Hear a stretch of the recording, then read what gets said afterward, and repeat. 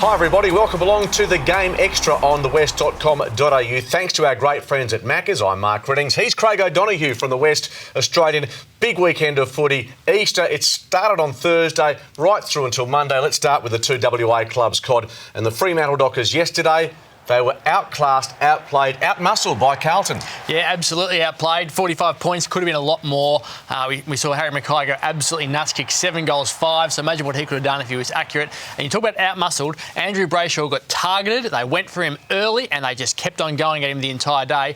And that's what we're going to see teams start to do now. If they're not sure about who's going to be in the midfield, Andrew Brayshaw is the one they're going to go at. He's averaged 30 possessions and 472 metres per game.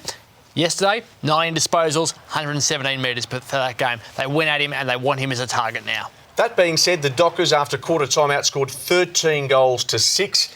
Coming off that big win over the Giants, but away from home, the Blues, after all the heat they'd copped, was certainly going to respond, and they did so. Yeah, had too much power everywhere. Patrick Cripps, fantastic in the midfield. Liam Jones in defence just marked absolutely everything. And as you mentioned, Mackay just went nuts with 7 goals. So Fremantle have got a lot of injuries. Obviously, Nat Fyfe wasn't there. There was a lot of talk about their forward line. Should Josh Tracy have played? Given he hasn't even played an AFL game yet, but kicked 7 in a waffle practice match. Lots of talk about how they're going to make this team up with the injuries that they've got. They've got a lot of decisions to make this week. And they play Hawthorn at home on Sunday. You get the feeling, Craig, they're going to be a team that's playing well at home and, given the youth, up and down on the road. Yeah, away games are always hard for any team, especially when you're young. Expect them to be much better at home each week, but we're going to see the roller coaster of up, down, up, down. When they get on the road, if they start poorly, it can be really, really hard for them to come back. Huge game at Optus Stadium on Saturday night. The Eagles home comfortably by 37 points over fellow premiership contenders Port Adelaide. The big story out of it, though, really, Luke Shuey, the captain, sidelined for how many weeks? It's going to be at least 3 weeks, 21 days. That'll keep him out until round 7, which will be the Western Derby. 5 hamstring injuries since July last year. He just can't get it right. That included the double hamstring against Essendon on the eve of the finals last season. So it's a real concern for West Coast. They've done everything possible to try to help him out.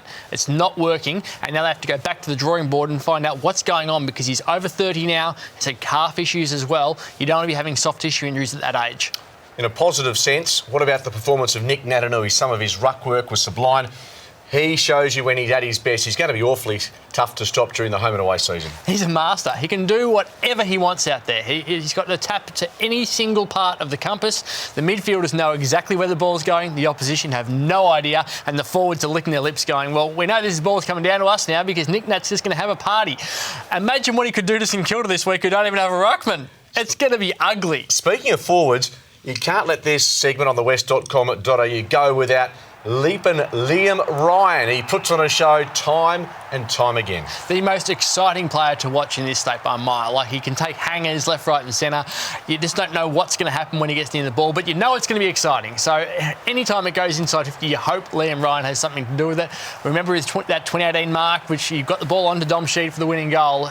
He is an absolute superstar and a pleasure to watch. We'll talk about stoking the fire. One man, I'll name him, Craig O'Donoghue, stoked the fire during the week. Picture on the back page, Andrew Gaff not getting the footy, out of form, heart-to-heart with Adam Simpson, talking about form, should he be dropped? Never going to be happening. 36 touches, and Cod, he said, up yours, buddy. I don't believe we ever said Andrew Gaff should be dropped. I think we suggested that maybe he should spend more time in the centre square or change his role up a little bit. And he did, actually. He spent a lot more time in the centre square throughout the game. He moved across half back a lot more, running laterally rather than up and down the ground. He's figured it out. He's a smart footballer and he knows now where to run to get the ball in the way the game's being played today.